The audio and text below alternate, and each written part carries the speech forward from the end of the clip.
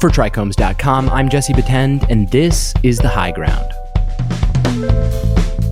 On this show, we feature leaders of the cannabis industry. We talk to everyone from farmers to CEOs and public officials, anyone making an impact on the cannabis community and beyond.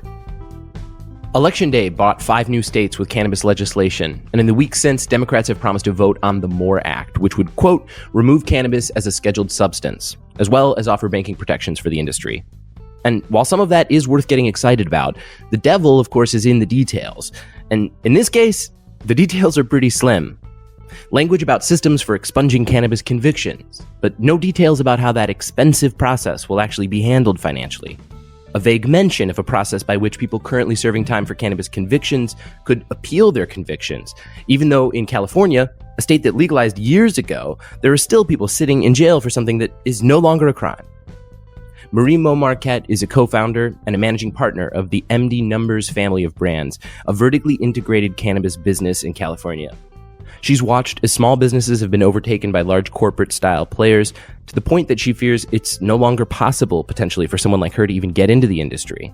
I called her up shortly after Election Day to talk about all of this, as well as 2 recent controversies with both Illinois and California's social equity programs that both mirror each other and might mean quite a lot for the future of cannabis regulation from the MORE Act onward. By the time that people are listening to this, I assume that we'll have a new president, maybe. But what we do know for sure is that we have like 5 new states with either medical or recreational programs. More than a third of the country now lives in a state with some sort of cannabis program. What was your like immediate reaction to that news? I thought I loved everything that came from looking like the out of the war on drugs, drugs have won.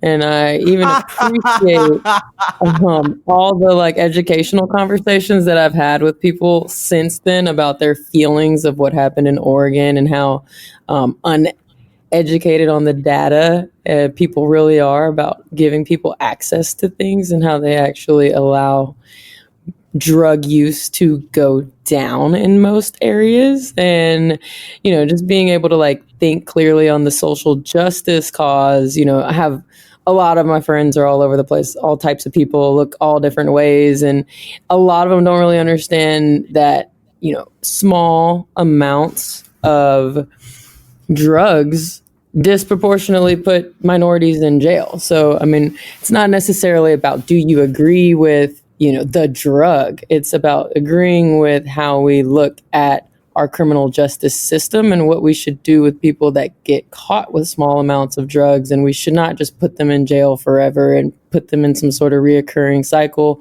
We should manage them in a way that we can send them to rehab or give them empowering decisions that they can make in their life to help them get off those drugs, right? So I really just appreciate, like, the war on drugs won.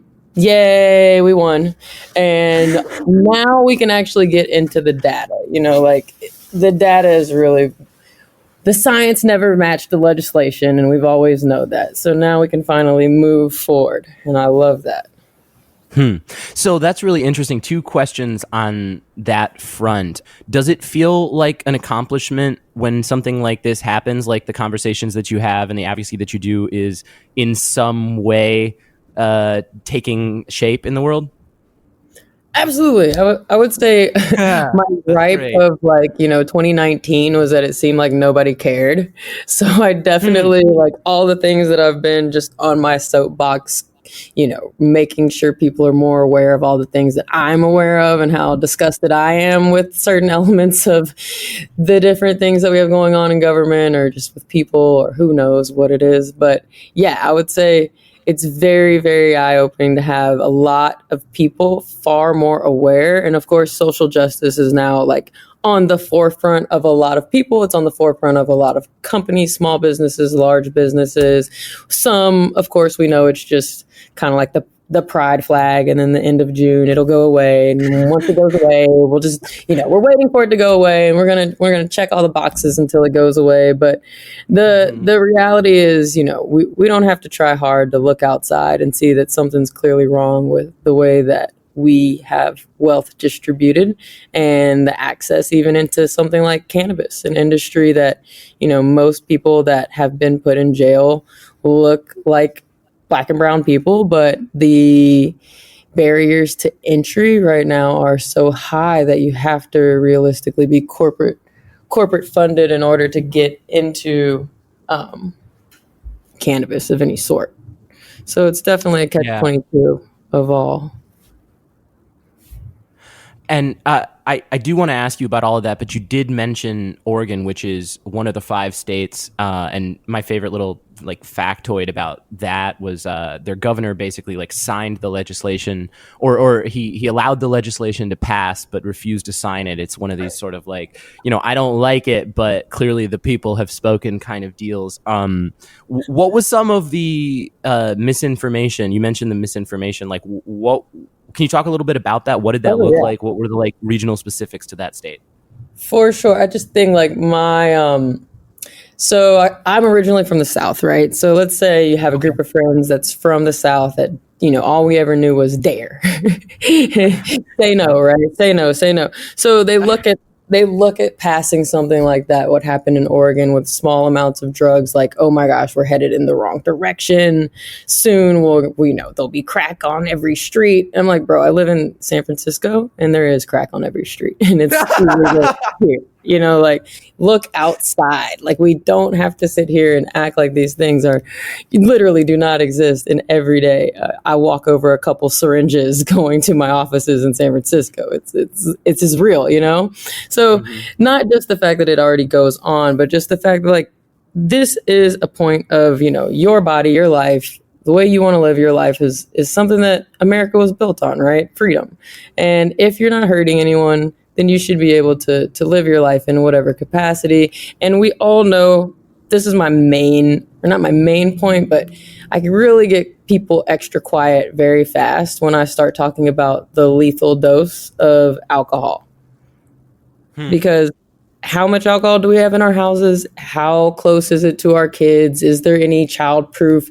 No, none of that exists with alcohol. And the lethal dose is extremely high with alcohol. But because it's regulated in a way where everyone's comfortable and the laws are okay. And, the same with pharmaceuticals. We all know fentanyl will kill you with, the very, very, very, very, very small amount. And it's getting released into ways that it should never be released. And you can get, Percocet prescriptions easier than you can pick up groceries sometimes. So, at the end of the day, we really have to take a look at the life that we are living and be realistic about what is going on. And we can't just sit here and say, hey, these poor people that are doing these drugs are bad, but the rich people that have access to these drugs, it's okay. It's not okay. That's a really fascinating point, because we probably do, the average person probably does have enough alcohol to kill an adult, much less a dog or something. That was weird. But no, that's a really, really, really good point. Without the childproof, your handle of vodka is not childproof ever. That's fascinating. And I think it does kind of speak to the way that, the way our system works is that we sort of layer laws on top of laws and try and fix things retroactively, sometimes way too late. And that puts us in this situation where, that leads to a couple of things. We saw some restrictions kind of loosen and some changes happen for this particular industry because of coronavirus. And part of what you guys do is delivery. How did that impact you? Were you able to operate in ways that you weren't able to before? And how does that sort of change the game for you? And I want to hear about the challenges of coronavirus as well, but I'm just curious about expanded opportunity. For sure. I think overall in the California market, everyone saw an increase in business unless you were a retail in a very vibrant business area that only existed to take care of those, corporate buildings that were surrounding you, right? So for delivery, most companies saw a pretty big spike in delivery, around 30%. And one of the things that I noticed most was, for a long time, big retailers that were successful without delivery, they really didn't want delivery. It's just a hassle for them. And e-commerce with a lot of logistics to manage. But now, because of COVID in 2020 and just people really having that touchless experience and wanting that touchless experience and wanting more deliveries, I've seen most storefronts in the Bay Area have all started delivery. So it's definitely been very impactful, and everyone's seen probably it's not something that's like forever, like I would say we saw a spike, like a heavy spike in March and in April and in May, and then things in June and July were still pretty spiky, but at this point it's kind of leveled off more in like a plateau.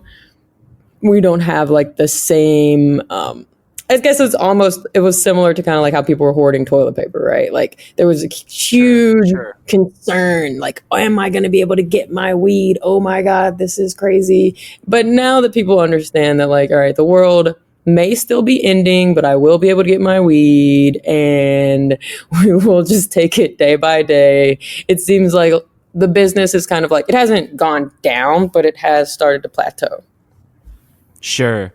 And just like, can you talk a little bit about like the challenges involved with doing that in a pandemic? Have you been able to like keep people safe? And oh yeah, what did it look really like for you?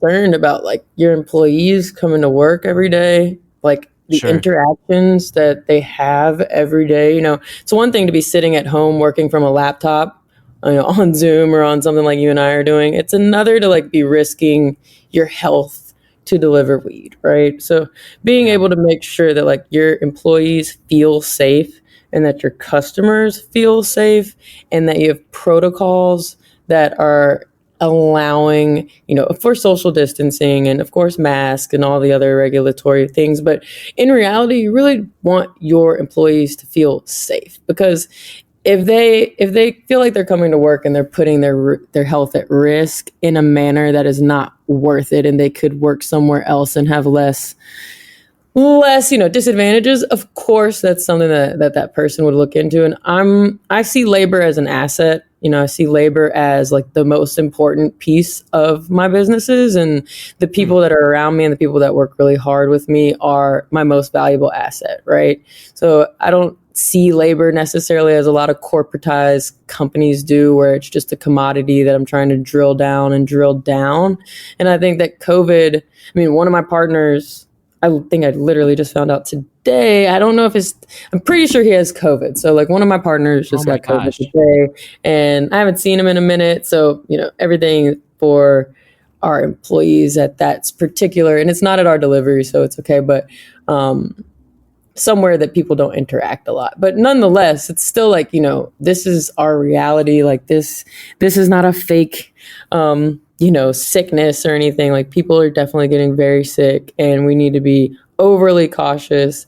And, everything from cleaning the cars to putting the order in a bin so the customer can pick it up out of the bin, almost like touchless at Starbucks or something. All of these protocols. And it's kind of crazy when you think about cannabis, because we already had so many, we were over protocoled, over regulated, over taxed to start with. And then you add in all these new, standard operating procedures that accommodate COVID. So you definitely have to have employees that are excited about change and always willing to like do the right thing for whatever implementation process you need. And of course, we never thought we were going to live through a pandemic, but here we are. Yeah. No, and I guess one thing that's interesting about all that is that it seems like every state, as it starts to implement programs, has this attitude of like, oh, we can't go too quickly. We got to do a small number of licenses, and maybe we do medical first and then look at recreational a few years from now. And a lot of baby steps go on. Does coronavirus give the opportunity to like speed up quicker? And then how do you not take on too much as a new company that's like trying to start out? Right. One thing I believe in is just thinking about things kind of like reverse engineering them. Like you never want to build, like if you, let's say you were a retailer And if none of your customers were ever asking for delivery, then, maybe it's very low on the totem pole to you. But if you were retail and, there's a lot of customers asking for delivery, and you could just be one of those retailers that say, that's not something that we're doing right now, we'll let you know, because you're set on retail. But once you have enough people that are asking you and asking you and asking you, like you're a new company and you don't know whether to bring on a new brand or, all sorts of decisions that you can make, you definitely want to have that demand. And this is something that I think can save every company so much time and money, is just what your customers are asking for is what you should be creating. Whatever voids are in the market is what you should be focusing on. It's really easy to overly vertically integrate or overly apply a lot of capital into something that's really not going to make you money, because you assumed you had a revenue stream that maybe you don't have, right? So what I like to do is always just I want to know who I'm selling the product to first, or who I'm creating the product for first, and know that there is a market for that. I don't like to just say, hey, I'm gonna come up with this brand new thing. It's gonna be great. Nobody's ever heard of it before. And one thing you really have to think about too with cannabis is you can't be too ahead of the time. We can't bank. We don't have subscription credit card services. We don't have a way to have the mail bring you something. We have a very, very labor intensive way of moving product around, and we're not allowed to even have 1099s on our licenses. So it's really, really, really expensive to sell weed, right? So overall, the number one thing I always try to do, don't do too much. Do what your customers are asking. Create the products customers are asking for. If your customers are asking for delivery, start delivery. You can always stop. If customers are asking you to start delivering into a new city and because nobody delivers there, try it out, see what happens. If it's not going well, you can always stop. But there's definitely a thin line of just overly creating, whether it's products or whether it's, thinking that you should create a distribution company, create a manufacturing company, start processing this or start processing that. But in reality, you need to just think about, who are you selling this product to, and making sure that you're engineering that product in the way that's going to generate sales immediately. So you're not creating products and then, months and months and months go by and the oil went bad, or doesn't really go bad, but the oil is just not as good as it was, or, all of these different things to think about. The flower can go, a little bit dry. You really just have to be able to be you want to sell as you make. You don't want to make, this isn't like alcohol. We don't do vintage flower, and vintage is something that you can sit on and really gain a market for. You need to really be able to produce, and then once you finish production and it's finalized, you need to already have that purchase order ready to go. If that makes sense. That does. That's really interesting. Switching topics just a little bit, but it is still in this same ballpark here. I don't know if you saw, the House announced that they're going to take up the vote on the MORE Act, which initially was going to happen before the election and got postponed until after the election. And of course, that would reschedule cannabis and remove it from being a scheduled substance.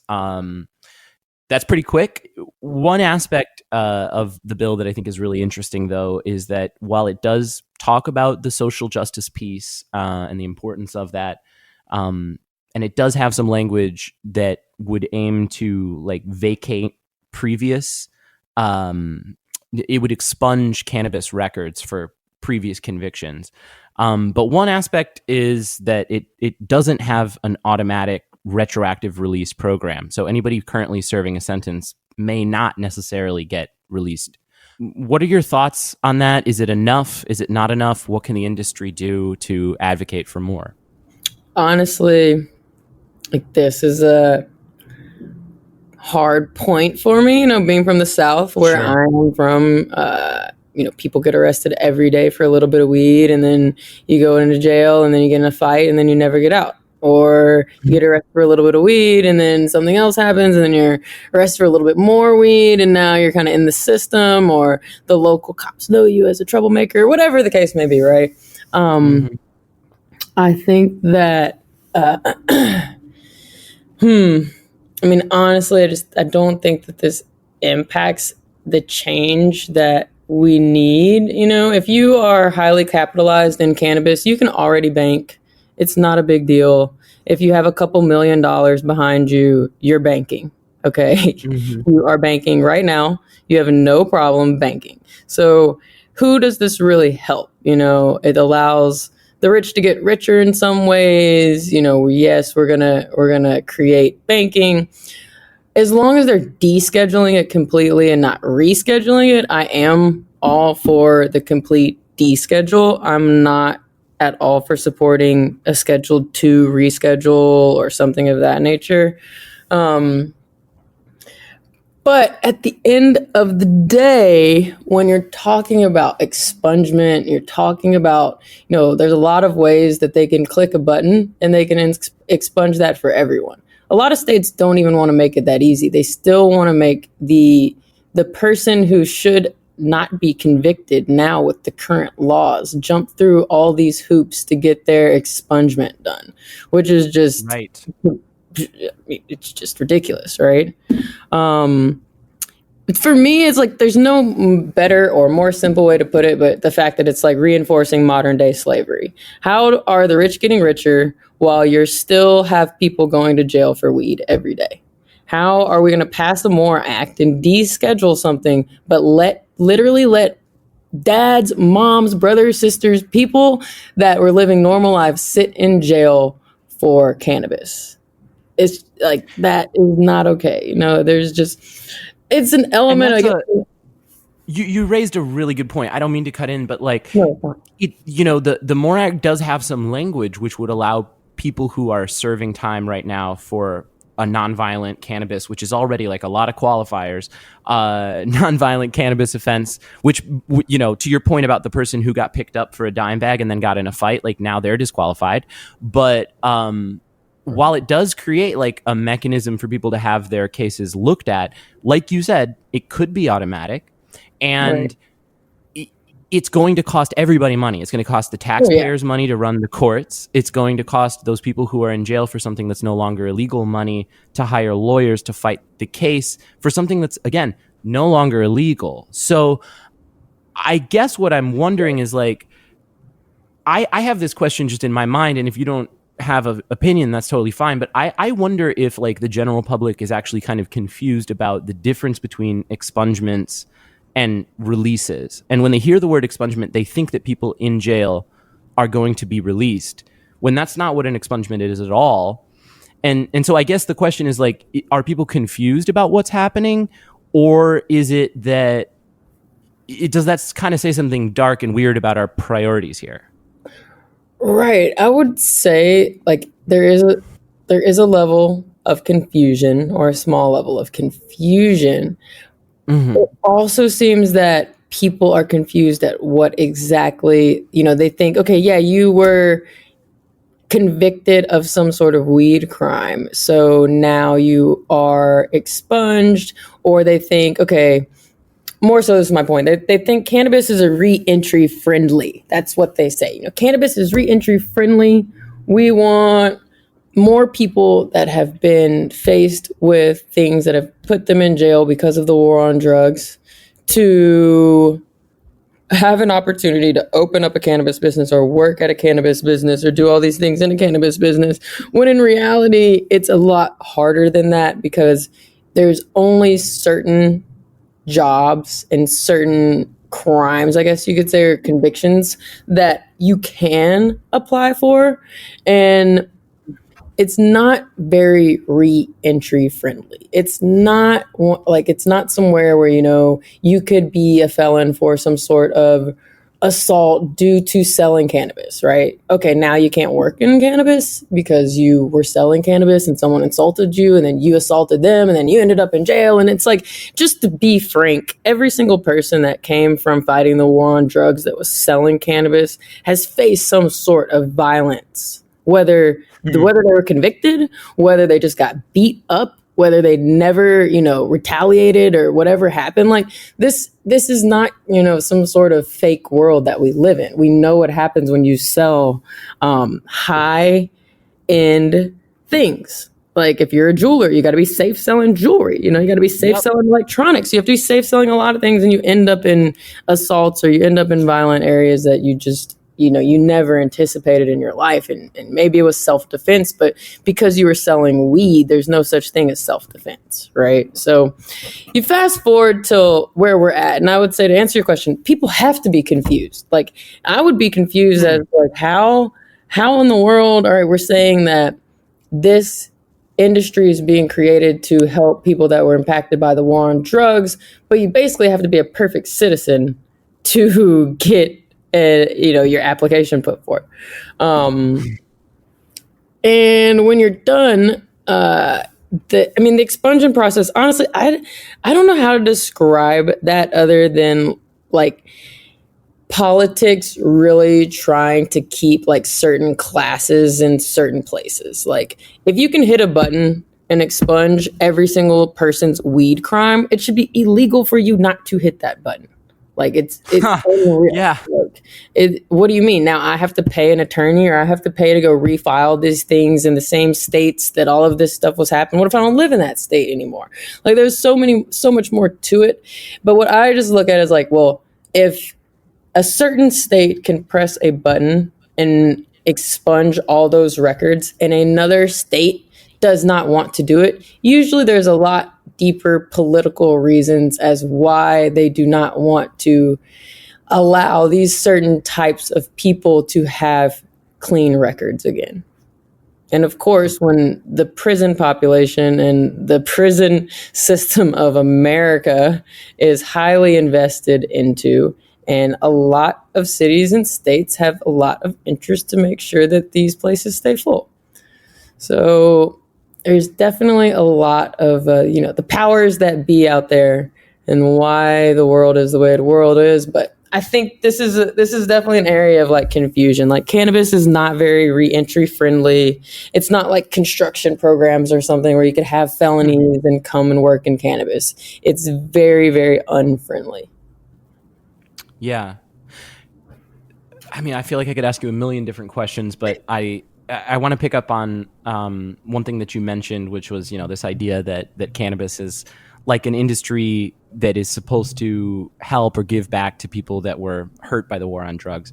And a lot of times that sort of takes the form of what's known as social equity programs. And just because I think there's confusion about this too, the idea there, at least in as described by the people who create these programs, is to create an ability for people of color, specifically Black men who are disproportionately arrested and picked up, opportunities for ownership.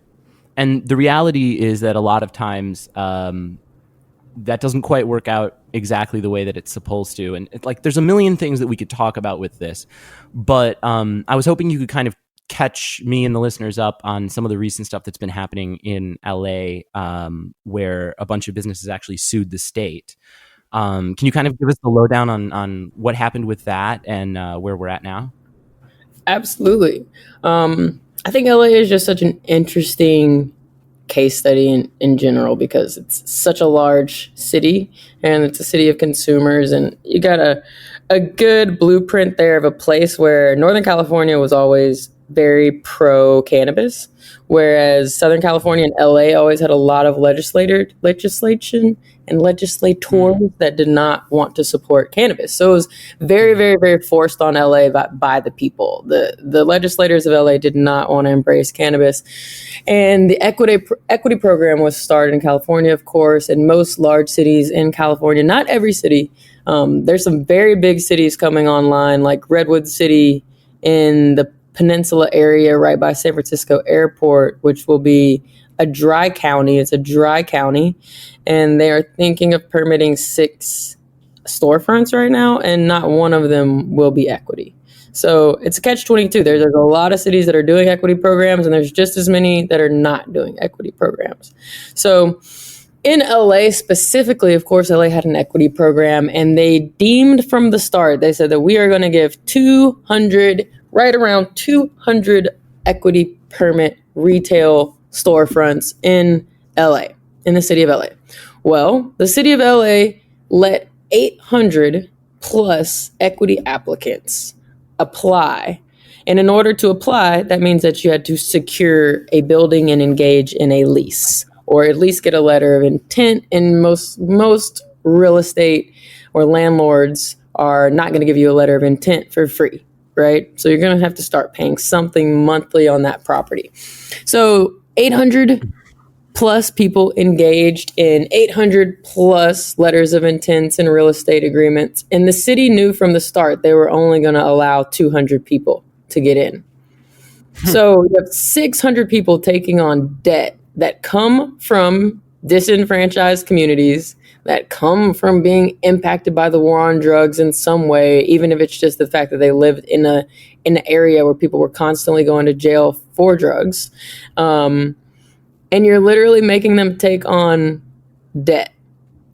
And you knew from the start that only 200 were potentially going to be receiving that permit, but you let 600 people apply that are taking on debt that, I mean, a lot of people are literally in debt now because of this program and have nothing to show for it but debt. And some people have really predatory contracts, of course, because they didn't have money. All they had was the right to open a storefront. So it allowed a lot of predatory contracts to be written because, like I was kind of mentioning earlier, board control goes to the person who's giving you the money. It's really hard to have, no money, no experience, even potentially in running a storefront. So you meet a group that's got experience in running storefronts, that has money, that wants to partner with you. They're not going to give you any control. And it can be very bad in the future, depending upon how much you understand your tax liabilities, how much you understand the financial obligations of the company, how much you understand how much power you have. Yeah, you're the CEO on paper, but there's a lot of CEOs on paper that don't even have keys to their facilities. How crazy is that? So one of my friends, it's mind blowing. One of my friends in LA has been extreme activist, and she put together a group, including herself, and they sued the city of LA for their LA equity program being misused so dramatically, right? So Kika Keith and her group, they sued the city, and I'm actually working right now to just try and find some nonprofit or find corporations that want to donate to Kika Keith's nonprofit to get the attorney paid for. And right now, so the attorney cost $80,000, and they had to pull all the money together from equity applicants, of course, that don't have very much money. Again, we're preying on a group that is like ripe for the taking. I mean, the sharks are just circling the guppies, right? So once they don't have any money, and they put together $40,000 to secure this attorney. The attorney was $80,000 total. So they did win the lawsuit, and they won 100 additional stores. So now the city of LA is going to give around 300 additional stores. And one of my dear friends, Kika, she did get her store in on this next round. But that's just a crazy example of the things going on in LA. And not only that, but thank the Lord for people like Kika Keith, because you've got to have some organizing from the people that are, smart, but understand what we're going through. Otherwise, the city would have handed out 200 and said, sorry for you other 600. And even with 100 more, there's still 500 plus people that all went into debt. I even hear stories of people taking out mortgages out of their homes because the state essentially lied to them and said, we're going to make this program for you. You're going to make all this cannabis money, your equity, you deserve to be involved. This is what your community has been involved in and been going to jail for all of this time. We want to make sure you're involved. But they lied to you. And in reality, it's still going to go to the rich. And it's happening very, very fast. And even more, Jesse, like, last quick note, it's definitely happened so fast. Like, we like, let's say 2016, 2017 in California, there were still tons of, a really, really diverse group of people in cannabis. Like, you didn't have to be rich and white to be in cannabis. Then 2018 came when all of the regulatory challenges and changes were enacted, when you had to have property attached to the permit. And all of a sudden, it just became a very, very white, rich, highly capitalized, extreme barriers to entry for this industry. So it's kind of like, how do equity or people that qualify for equity keep up with corporate America when, we're 3 years in right now? And look at LA. LA doesn't even have these 300 stores through all their planning and the building and I'm not sure, but I don't believe any of these stores are even open yet. But we know in LA, there's hundreds and hundreds and hundreds of other stores open that are highly capitalized, that got a head start, a 3-year head start even on equity. So it's not just the money, it's also like, it's almost 2021. And in San Francisco, we have less than 5 equity stores open. And they've all but one had to partner with someone far more powerful than them to get that permit. And there's just so much to underscore there, because literally word for word, I could tell you the same story about Illinois. And it's terrifying, because that was a state that everybody said is getting it right, and it's the blueprint for how to do this correctly. And you really have to ask how outcomes can miss goals so much over and over and over and over again, because literally the exact same situation. We had more than 900 companies apply, encouraged by the governor. This is going to be a wonderful opportunity for people of color, for people on the South Side. Go for it.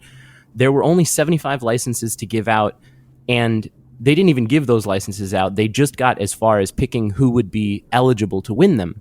And there were only 21 eligible companies to win 75 licenses out of 900 plus people, all of which faced the exact same situation that you just described. So when people talk about how this costs millions of dollars for applicants, I mean, that's what they're talking about. And everybody, like you said, gets paid in between. The accountants, the lawyers, like, it doesn't matter. And I think, like, one thing that I would underscore here is that this is not like a win for big business for more licenses to be given out, right? Like, these are oftentimes businesses that don't exist yet, that are hoping to exist. And when we keep the license pool extremely small, what we're doing is we're actually helping big business, right? Because functionally, it's like a monopoly. You've got these companies operating oftentimes geographically separated from each other in a distance that makes it unfeasible to go to another. Like, the benefits are immense. And I mean, this is like bordering on turning into a rant here, but like, it sort of feels like we see resistance, and they kind of stumble into a blueprint for how to make some money, and then everything like kind of speeds up. Like, is that kind of what you see? It's so like deep, because you have a lot of companies that come from, maybe it's the Silicon Valley model, or maybe it's the Amazon model, or maybe it's like just, we want to disrupt. We're going to sell weed cheaper and cheaper and bring it to you faster and faster and create all of these different, nearly impossible ways of business. You can't have something cheap, fast, and right, but they're so determined to bring it to you cheap, fast, and right. And in business, usually if it's right and it's cheap, then you got to wait for it, or there's always been some sort of mechanism of just having 2 out of the 3. So It's very, very interesting just for what exactly like a lot of these over corporatized or just corporate companies are going to do in the space. And then you look at even like the MedMens of the world or the Genius Fund, or there's so many examples, especially out in California, of large multi-city operators, we'll call them, or even people like, like I said, the MedMens of the world that have a blueprint and they think kind of like what you said, this made money one time, let's do this a million times. And then they start doing it a million times and they realize, wait a minute, we're not making money. We need to stop this. We need to turn to this. I think that the advantage of the small business over these corporate companies for sure is the fact that like you probably smoke weed. You probably understand weed culture. You probably can tell good weed from bad weed. A lot of these companies came in and they honestly could not even tell you the difference between, something that fell off the back of a truck and something that was like manicured meticulously and grown with more love than, your mom gave you.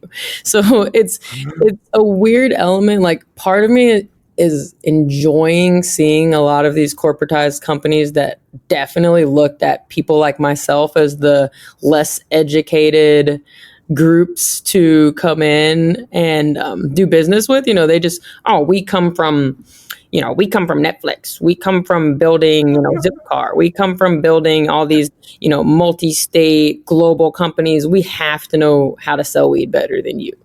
And in reality, they don't. And the small businesses finally have a chance to thrive. And large businesses will survive like anything, and they will continue to merge. And one thing that we've seen is a ton of consolidation and mergers just within the last, 12, 18 months in cannabis. And that will continue to happen because people are really struggling to figure out how to sell cannabis profitably. Especially, I don't know every regulatory framework everywhere, but in California, for sure, like if you go to Oaksterdam and you take the class and they tell you with 280E and all the taxes and compliance that you have to do, you'll make 1%. So they're like, you make $1 for every $100. So it's weird. I think one thing that's a complete facade is that people really think that like a lot of companies are making a lot of money. And no, the government is making a lot of money. Number one, the government is killing us all hand over foot. Every tax, cultivation tax, excise tax, plus the sales tax, plus the local tax, plus the local distribution tax. It's insane. And companies never were making money. Every single company in 2017 stopped making money and started raising money. And they raised money and they raised money and they went through their Series A and they went through their Series B and they went through their Series C, and the ones that could continue to raise money hung around, and the ones that actually learned how to make a buck hung around. And those that could not continue to raise large sums of money, they got consolidated, they got merged, they just went out of business, whatever have you. And it's just crazy. Like I talk to a lot of people that just want to get involved in cannabis. They want to get in cannabis and they see like, oh my God, it's the green wave, it's just the biggest green cash crop that's going to come to America in our lifetime. And the reality is, sure, for the government, if the government's getting 30% taxes, sure, that's amazing. But I guarantee you, your local weed man is not charging what your local dispensary is. And in order for us to ever affect, the gray market or the illicit market, we have to have a lot of changes made in the compliant market.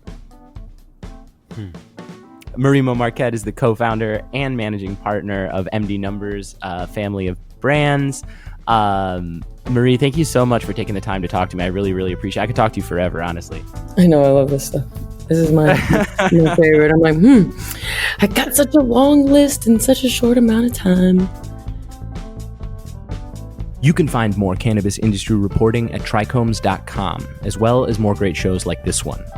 If you're a member of the cannabis community and you have a story you want to share with us, reach out. You can reach the show at highground@trichomes.com. Please take a second to subscribe to the podcast and write a review. It really helps others find the show. You can also join the discussion with industry insiders and get your voice heard by joining the community at trichomes.com and following us on all social media. The show is produced by David Fortin. I'm Jesse Batend, and thank you for listening.